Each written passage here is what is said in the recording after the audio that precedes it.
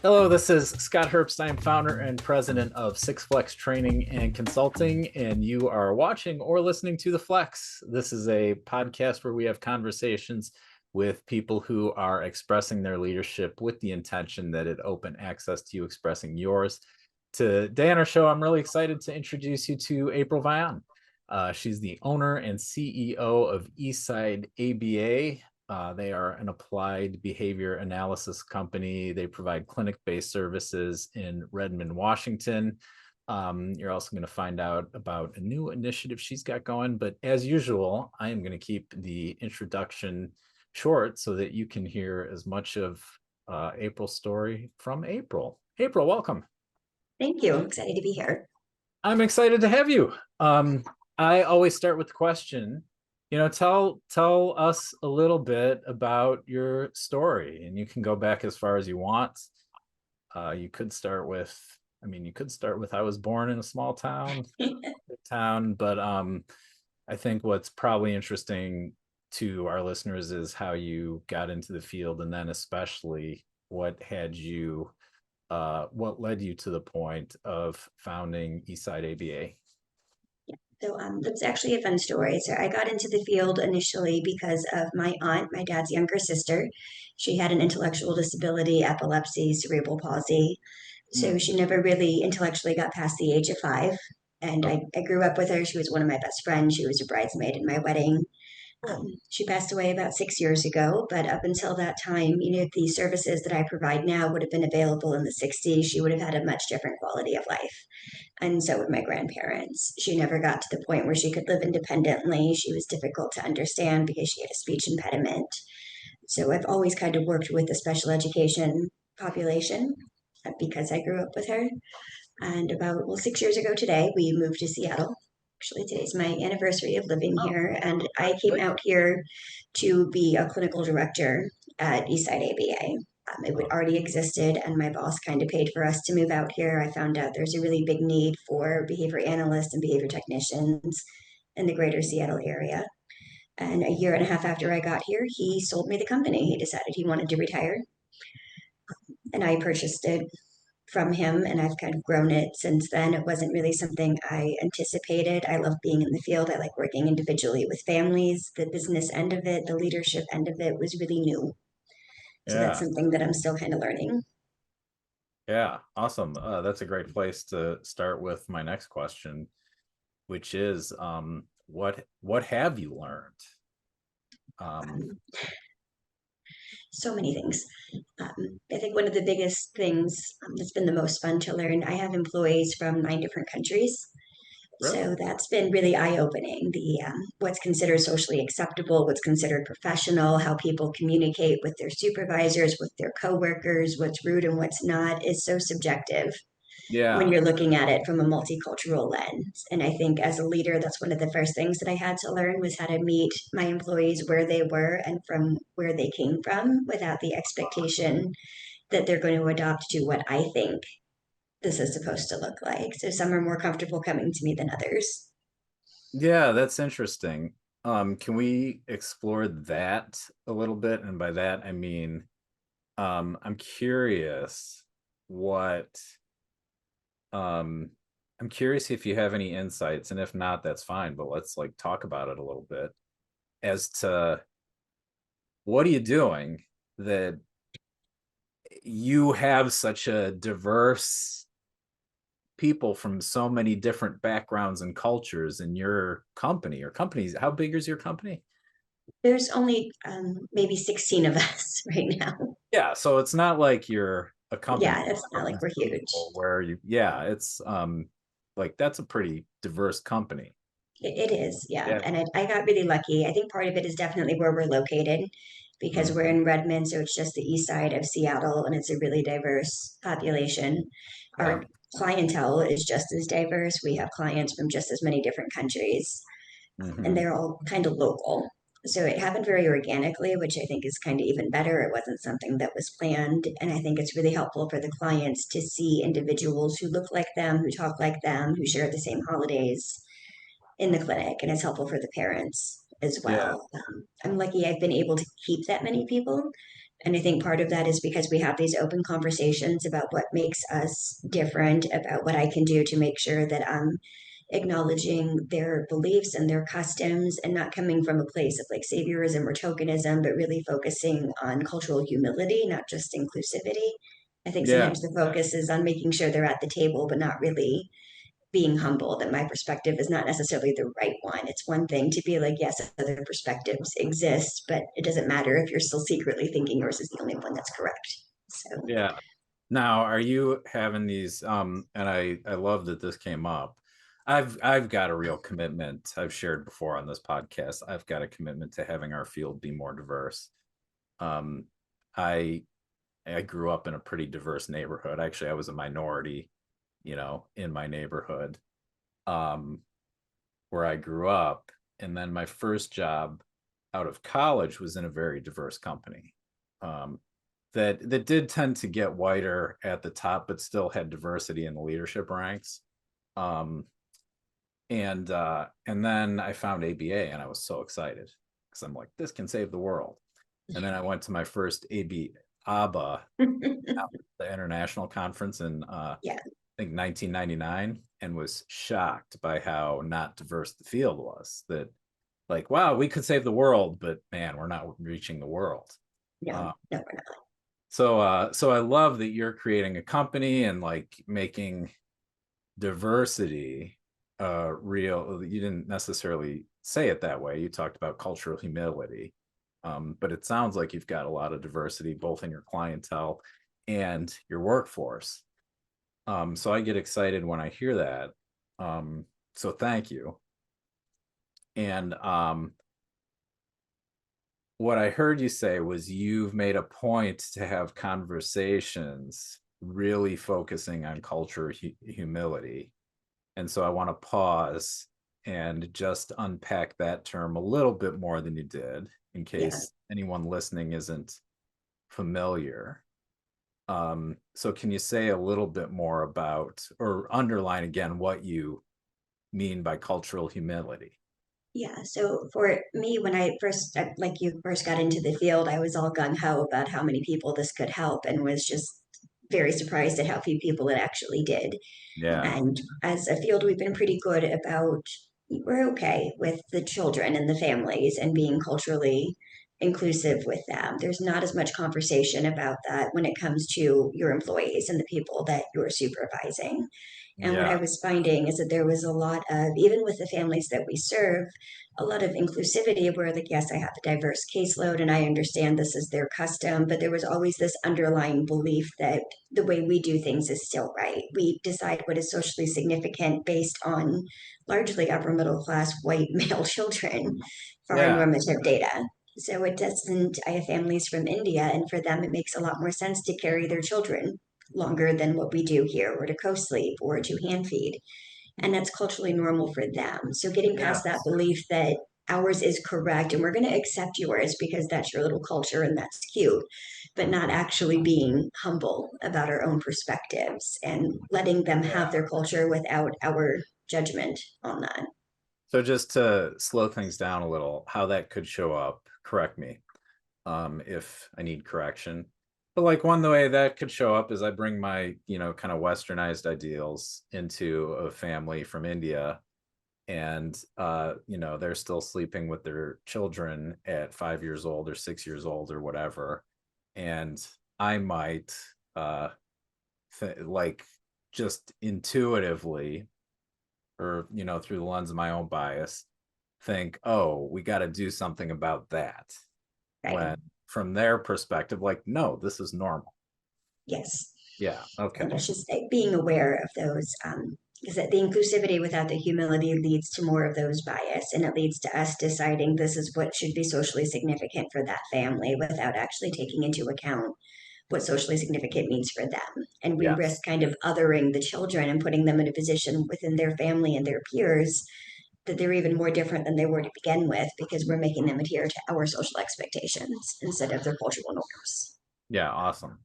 And so you recognize that there was some need to not just actually honor the culture of the families, but also bring that conversation to honoring the culture of your workforce.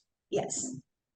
Say more about that, because I think that is probably something I'm just gonna, I haven't heard a lot of people talk that way, right? Yeah, I haven't either, but it's a small company for the most part, and it's such a high burnout field. Yeah. And with, HIPAA and things like that, it's kind of like Fight Club, and you can't really talk about it outside of work, and no one's really going to understand, even if you tried, the kind of things that we're up against. So I think it was really important to be able to have open communication with the employees that we have. And one of the Yeah. first times I realized that I was looking at my employees kind of through my same middle-aged white lady lens was an employee that I had from Ghana. And every time I would ask to speak to her, she would get just terrified because she came from a place where you don't talk to your boss and you never go in your boss's office unless you're fired, which is kind of typical here too, but not at that level. And Mm. it made the biggest difference when I stopped asking her to come into my office and I just started going to her to ask her questions. And now Yeah. she'll come in and tell me random things about her child, about her life, and we have that personal relationship. But at first, it was just causing her a lot of unnecessary anxiety because I was having her come in to do trainings or to have meetings or whatever and come into my office. And just that small thing of me coming to her made such a big difference in her stress levels throughout the workday. So I started kind of looking a little more into that, asking them to tell me what was common, where they came from, what did they like about it, what did they not like about it, what worked for them and what didn't, to see what the Hmm. similarities and differences were. And if it was something they hated, then I don't have to do that. But if there were things they liked culturally, that was Yeah. something I could accommodate, there's no reason not to. Was it really that simple to ask, hey, what works about how I'm managing you, and what doesn't, or what don't you like about Yeah, it how I'm did. And to managing? ask them, like, culturally, what do you miss from like your work life in these countries that Mm. you come from? Or what were you expecting that we're doing differently? And is that good or bad? And we've continued to have conversations like that. And I think it reflects in our assessment procedures now, it reflects in our policies. I've done things a little differently, and we're open, the clinic's open most holidays. And I Yeah. provide floating paid holidays because it doesn't make sense to make my employees use their vacation time for holidays they don't celebrate and then again for Right. holidays that they do celebrate. Because when they're Yeah. from so many countries, we're usually open during, Ramadan or other holidays like that. So making sure that they have the ability to get paid and still celebrate their Yeah. holidays when they want to has been huge for them. Awesome. I do want to bring the conversation, because I have a commitment that this conversation be relevant for anyone. And I heard something you did that I think would be really useful for anyone, which is in soliciting feedback. You found a creative and maybe roundabout way to get at what you really wanted to know. And, I'm just imagining that if I'm terrified of my boss, which a lot of people are to some degree, I've never had a boss that I wasn't scared of to some extent, right? Yeah. Like, and I totally get the, hey, can you come see me? The email with the subject line, can you come Yeah. see me? Like my heart picks up a little bit, right? Yeah. Even if my boss and I have a great relationship, it's still like, uh-oh, am I in trouble? Yeah. Did someone complain? Yeah. Yeah. Um, so and so just having that natural fear, I can kind of imagine the questions like, hey, a really direct question, like, hey, what do you really like about how I'm managing you? However you ask it can be kind of threatening. Yeah. And I've seen this in organizations where people ask their employees directly or set up lines of direct communication where it is like that. Hey, please tell me if I'm doing anything you don't like. And then people don't. And how they find out about it is through gossip, or Yes. they find out about it through gossip, or they find out about it when the person leaves, right? And it's like, what? I would have liked to have known this stuff you're telling me in my exit interview, Yeah. because it could have been addressed.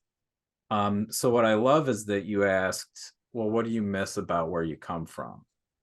And that's a fairly innocuous question that you can then look at, oh, okay, well, things are run there this way, or you do generally, here's the custom there. And then you can look at your own customs against that and use that to inform how you might adjust yours. Yeah. Um, I think that's a really smart way of gathering some data, right? Yeah, well, thank you. And that's it was effective. Like when they come from just such a diverse background, and not just culturally, but socioeconomically and religiously. We got one of almost everything you could imagine between the kids and the adults. I think it's important to recognize that they don't, especially right now with the current climate, they don't come from here. And some of them are more comfortable with that than others. But if we can make them a little more comfortable, make them feel a little bit more at home, and not feel like their job is in jeopardy because they have a difference of opinion or a different expectation, I think that goes a long way towards employee morale. And in such a hyper and out field, those little things are really important. Yeah. Um, I do I do know that accommodating employees is effortful, and accommodating like individual needs is effortful. Like the easiest thing to do is to say, here's how it is, follow it, or Yeah. go somewhere else, right? How have you balanced being um, you know, culturally humble and responding to the needs of your employees with the, like businesses do have to have some standardization, Yeah. and probably a place where you actually do draw a line and say, no, this here is company policy. Yeah. It hasn't come up a lot. And I'm not going to lie, not everybody is a fan of me. I still have people that quit and never say anything. I still find things out through gossip sometimes. It's not a foolproof system. And no one, and it's work. They're not going to like it at the end of the day. Yeah. Sometimes work is still just hard, and sometimes things are unfair, and I do have to draw those lines. But I think being in the field of behavior analysis has been helpful because I've been individualizing things for a very long time. Mm-hmm. And it's not that hard to have something that's both standardized and individualized. I've been doing variations of treatment plans for 15 years, and it's very similar. So Yeah. I've kind of done the same thing where we have the foundations first. These are the things that are kind of non-negotiable. These are the things like I have to adhere before we get to culture. There's laws, there's employment law, there's state law, there's insurance mandates, there's the ethics code. We're doing all that first. And then whatever I can accommodate under all of that red tape, I will. So in floating holidays, we can do that. We celebrate the non-religious component of every holiday that anybody celebrates in the clinic. So we've thrown colored powder for Holi. We've made lights for Diwali. They go trick or treating around the building on Halloween and they wear costumes. Yeah. We color eggs. No one knows why, but they all do it anyway. And I think that's been, and all those things are still up. If you walk around the clinic, you'll see the lanterns that they made when you walk in. You'll see the Easter eggs in the windows. You'll see all those things. I think little things that doesn't impact policy at all. It's just something they do with the kids. The kids are exposed to it. We had one who she did a presentation on Ramadan to explain what that meant to everybody else at the clinic. So the kids are having these conversations too, which is fantastic to see. But it doesn't really get in the way of the SOPs or the bottom line or anything like that to allow them to share this information with each other. Awesome.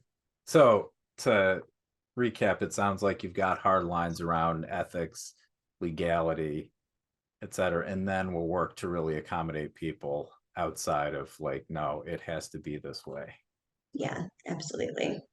And I imagine that you could create other things based on I mean, this is just for anyone, but like if you're running a team, you're not a business owner, but you've got your team of therapists working on you, or your schedule, whatever, you could create like agreements around your team that say this is our hard and fast line. Yeah. Cool. um what difference have you seen?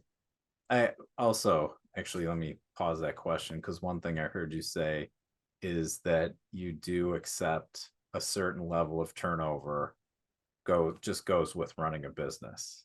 Yeah. And I think that's probably a valuable piece of advice as well, because like you only have so much control over people's lives. It's really like the time that they're in your organization and they have a lot going outside that probably has nothing to do with you. Yeah. I know a lot of people, myself included, take it personally when people quit, Yes. you know. Um, my wife runs a clinic. She takes it personally when someone moves out of state to go be with their fiance, you know. Yeah. And Um, I do to an extent, depending on kind of how and why they leave. If it's something that's kind of like dramatic, where it could have been prevented had they communicated, I take that a little more personally. At the same time, for the most part, I know that this is a pit stop for most people. This is not the end goal for everybody. And we talk about that at the interview, that for a lot of, especially the entry level people, I have three right now that are working on master's degrees in three different things. This is a stopgap for them. This is not their end goal. They're getting experience and they're enjoying the work, but I know they're going to leave at some mm, point. So I try to be open and aware of that. If they want to be mentored, they want to learn what they can. Absolutely. There's a million different ways to help the field, to help out kids, to help this population, and they're all going to do that in their own way. But now they're going to do it with this experience with diversity, this experience with neurodivergent children and teenagers, and take that into the fields they're going into. So I try to look at it from more of a big picture perspective than just how is this going to hurt my bottom line. And I have yeah, low turnover, all things considered. So yeah, that's awesome. Can we talk a little bit more about that? yeah, Um, well, I really love that practice, and that's actually something I coach in my own business, is that uh not necessarily I coach to talk to people about their futures. And it sounds like you're doing that. And and in talking about their futures, like being really honest that look, it's great if you're going to be here forever, yeah, and most people aren't.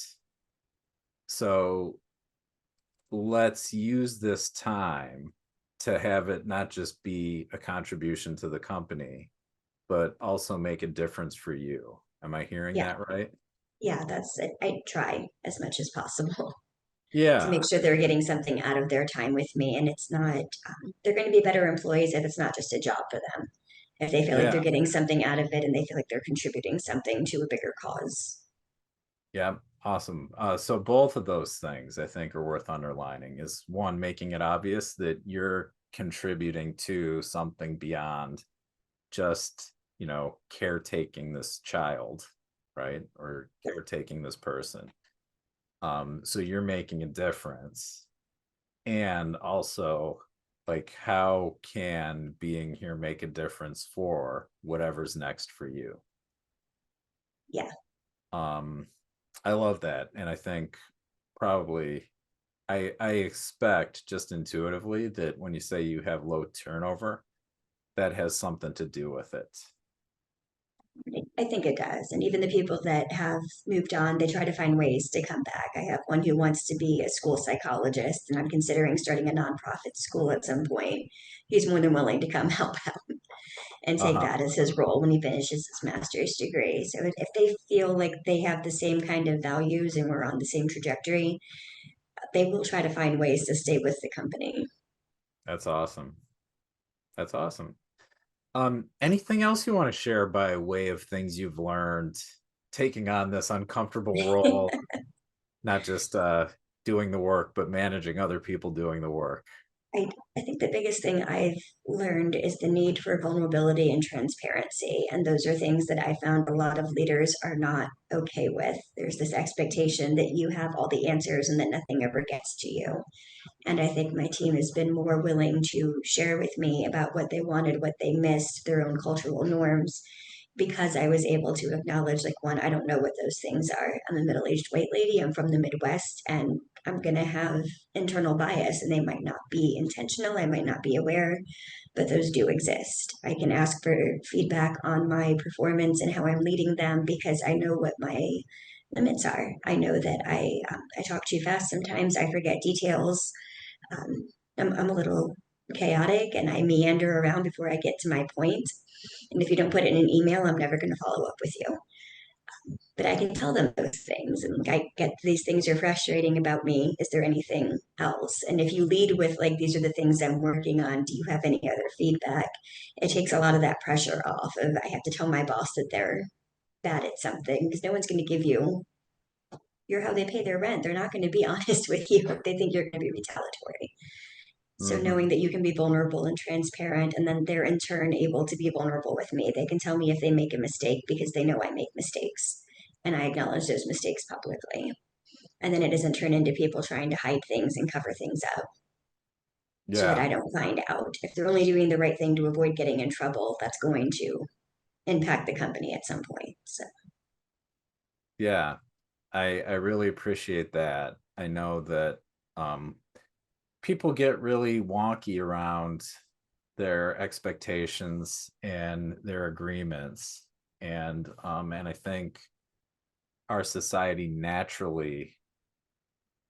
naturally veers towards or trains us to think that we should always do what we say, and we should always get things done on time, and we should and if we're not doing that, then there's something wrong with us.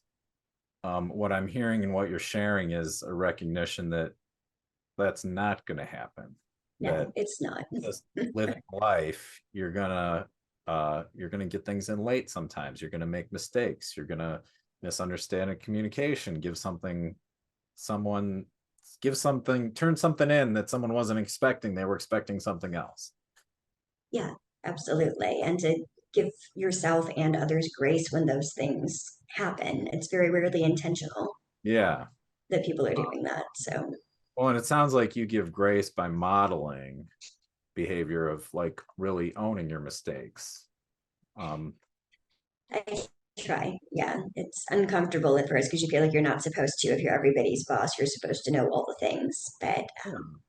that's just a lot to carry, and it's not really sustainable for any length of time. So Yeah, no, I think that's great advice for people. Do you read Brene Brown? I do. Yeah. Yeah, she's all about vulnerability, right? Yeah, she Uh, is. I've made all of my leadership team read her. yeah. Well, I think it's, she's a great speaker and a great storyteller. It's easy to get inspired. Like if you watch her TED talk, it's just inspiring, Yeah. you know. Um, but it's a different thing to then put it into practice. It sounds like you've taken some of it and put it into practice. Yes. And I think probably that's where the difference really gets made. Yeah. I would like to think so. Awesome. Well, I mean, it sounds like you've got some evidence that whether you've taken it on a multiple baseline graph or Yeah. uh, series design, you've got some evidence, right? Yeah. Turnover is A relatively little bit. low. Yeah. Yeah. Um, we are getting close to the time we set aside to talk. I'd love to hear. Yeah, you shared that at the beginning before we started recording, you've got a new venture that I you do. wanted to talk about. So I'm really excited about it. I started a social benefit corporation called Bridging the Gap. One of the things I've noticed, because I've been in this field for a really long time, is that people tend to think that if you have a disability, you're going to fall into one of two camps. You're either going to need help for the rest of your life, or you're just going to magically have all your stuff together and be fine and need nothing else once you graduate college. Most people are in the middle from Yeah. what I've seen. So, what we're doing with Bridging the Gap is taking kind of a multifaceted approach, and we're doing executive and life coaching for neurodivergent teens and adults to help them work on their executive functioning skills, their social skills. I'm finding a lot of adults, especially in the tech field out here in Seattle, that are really good at programming in their day to day jobs, but they don't get promoted because they lack the social skills or the leadership skills necessary to like give and take feedback, to manage their time, to do things like Yeah. that. So we're doing that, and then on the other side of that, we're also offering ourselves as kind of a employee resource for corporations. We'll do conversations and presentations about executive functioning and social skills, working on skill acquisition instead of punishment procedures for HR in general. Like instead of writing people up, they can come to us and we can work out a plan for time management or whatever that might look like, talking to HR about some of the weird things that we've decided, like if you wear the wrong shoes to an interview, you just can't have the job. Things that just don't kind of make sense like that, and maybe revamping and making Right. some more opportunities for the neurodivergent adults that don't understand all these hidden rules and are maybe being overlooked. So Yeah, we're working with partnering with some companies and businesses to work on things like that as well. that's awesome. Say a little bit, because that's a unique endeavor. And well, here's what's unique about it. You shared about how uh with Eastside, um, you didn't say this, but I'm gonna say it, like it's almost like you inherited it a little bit, Yeah. right? You started with a job and then kind of learned the company, and then the opportunity to step into the lead role, the ownership role came along, right? Yes. Um, and so you learned a lot about leadership from that. And now you're creating something from, like, I've never heard of anything like this. Yeah. So something from nothing. Um, what have you learned newly, or what are you learning? Because it's really new endeavor. What are you learning from this? That it's really hard to run a company, raise a family, and start a new company. Yes. I'm finding that's very time consuming. But I'm also finding that there's a big need for it. Almost everybody I talk to knows somebody who has ADHD as an adult and has gotten no support. It's always like, here, take these pills or don't take these pills, whatever. It's not our problem. Yeah. And they're just kind of left, and it turns into this really negative self narrative that you were kind of talking about earlier, where people have that, like, oh, it's all on me, like I'm bad at everything.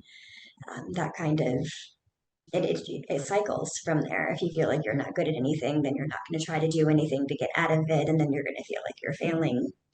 So I'm finding there's a much bigger need for that, and it kind of relates back to that transparency and vulnerability. We don't talk about it, and the older you are, the less likely you are to talk about having ADHD or autism or anything along those lines. I come from a generation where they're like, you're fine, just like suck it up and keep going. So I'm seeing that there is a huge need for that. And if you really believe in something, you might not make money right away. That's why I made it a social benefit corporation. And that might be one of the biggest things that I've gotten out of this is there is a way to balance, like a way to pay your bills and kind of adhere to your values and your morals at the same time, and to make a difference for other people in a way that's not going to leave you destitute. That's been Yeah. interesting trying to discover. Yeah. Um, that's awesome. Thank you. Uh, there was something in there I just wanted to, I lost it. I'm sorry. But I love what you're doing. I think that's really awesome. And I am, oh, and you know what? I actually, here's what I wanted to ask. Because I don't know that a lot of people know what a social benefit corporation is. So could you just describe that a little bit? Oh, yeah, absolutely. So it's still set up like a regular corporation. I think it's an LLC or a C Corp, but it Yeah. has to have a benefit to society as a whole. At the end of every year, I have to show that what we're doing is benefiting society. So it's not quite a nonprofit because I can make a profit, but we can still have volunteers, we can take donations, we could do fundraisers and things along those lines. And I thought that was better suited than a traditional corporation because it allows me to make sure that we can make a profit, but that I can still adhere to those ethics and values and that I'm helping people and it doesn't turn into just another revenue stream, whether or not it's actually doing any good. So, Yeah. And you've got a little bit of legal flexibility with how you can yeah, finance, capitalize your business. yes. And so the goal is that we'll find some corporations that are really interested in kind of modifying their HR or teaching their leadership teams about these skills, and they will help sponsor some of the services so that we can do more of that individual coaching with teenagers and adults that are trying to enter the workforce and need some support. Yeah. Awesome. I've said that leadership really has nothing to do with appointment, credential, etc. It's really like it's leadership is behavior, and you can learn how to do it. Yeah, Uh, absolutely. yeah. Even if you're reluctant, apparently. Even if you're reluctant, right? Um, I have so enjoyed talking with you, and love what you're up to, what you're creating, what you have created, and especially what you are creating now. My last question, well, two questions. One, what are you proud of? What am I proud of? I'm going to be a mom and have to say my children first. I did everything really backwards, and I started college pregnant with my second child, defended my master's thesis pregnant with my third. So they've Uh-huh. been with me every step of the way through every career change, through every business purchase. And that's they paid for this too. And most of my kids are neurodivergent, so they're my biggest supporters. They were also my guinea pigs when I was early on in Yeah, my career. My baby will be 13 in a couple weeks, so they're mostly grown up now. But that's definitely the thing that I'm proudest of, that we as a family have been able to accomplish what we have. They've helped me build it. We just redid the sensory gym at the clinic, and my oldest son put all the flooring down. It's really been kind of a family affair with that's everybody. awesome. So yeah, I'd have to say them. Thank you. And how can people reach you? A few different ways. You can find me on LinkedIn, just under April Vian. You can email me at april@bridgingthegapwa.org. And I'm on social media too, so anywhere. Perfect. April, it has been an absolute delight. Thank you so much for taking the time to talk with me and share your insights with our listeners. Um, and just thanks for the difference you make for people. Thank you. Absolutely. This was a lot of fun. Thank you for having me. My pleasure.